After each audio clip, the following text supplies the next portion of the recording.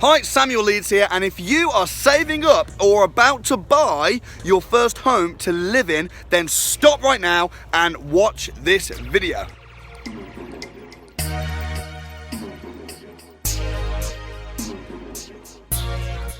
I want to talk to you about the pros and cons of buying versus renting. So a lot of people that I speak to are literally saving up to buy a house to live in, and they think renting is dead money, so they shouldn't rent. However, I completely disagree. Renting is not dead money. The thing that is really dead money is interest payments on the house that you live in. Let me explain what I mean. If you rent a house that you live in and then use the deposit that you were going to use to buy the house to invest in properties, the money that you make from the property investments, you can then use to rent and have way more left over. If you just buy a house to live in and then you use your whole deposit money or savings on buying a house to live in, that is not an asset, because the definition of an asset is something that puts money into your pocket every single month. And the house that you live in, if you own it, does not. I hope I'm making sense right here. Let's say you have £50,000. If you use that to buy a house, just one house to live in yourself, even if that house rockets in value over time, then you're no better off than everybody else, because everybody's house has gone up. But if you use it to buy two cheaper houses that you rent out, then you're in a much stronger position.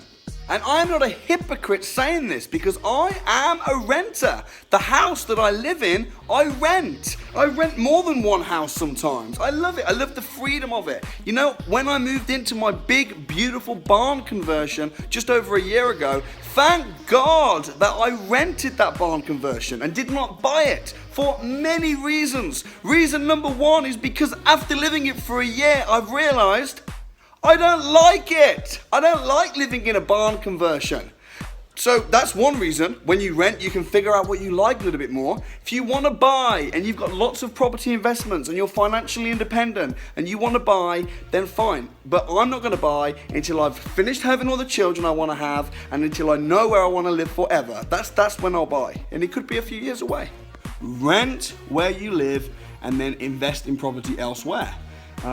So that is my little tip for today. I've just been speaking to a lady, one of my mentees this afternoon, and she's got money in the bank, quite a large sum of money, and she was about to invest it into a house to live in, which was actually in London. It would have wiped out all her savings.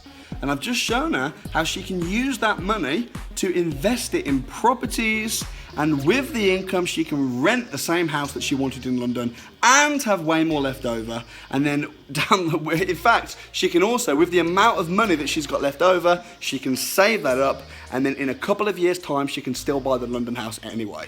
So, you know, just when you're buying properties, just use your head, use your formulas, not your feelings. Some people are just so get wrapped up with their feelings. They just want to own the house that they live in. Why? Why do you want to own the house you live in so much? I mean, the only advantage it has maybe when you own the house you live in is that you don't have a landlord to ever have to answer to. But then there's so many cons. There's so many cons. Like, you're not free. You're not free to just travel. You're tied down to a house. You're tied down to an area. Yeah, just rent where you live, guys. I am a proud renter, so hope you are too. Let me know what you think below in the comments. If you think this video is useful, if you think people need to see this and hear this, then please do share. I'd love to see your comments and thoughts below too.